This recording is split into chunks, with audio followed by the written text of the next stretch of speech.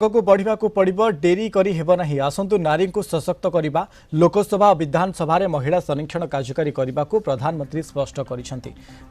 2029 साधारण निर्वाचन और आगामी समय विधानसभा निर्वाचन में महिला संरक्षण व्यवस्था करने अत्यंत जरूरी अटे एथिरे समस्त सहयोग कामना करिसेंति प्रधानमंत्री राजनैतिक मतभेद ऊपर को उठी एकजुट होगा अपील करिसेंति संवादपत्र में प्रकाशित प्रधानमंत्री नरेंद्र मोदी उल्लेख्य नारी शक्ति बंधन अधिनियम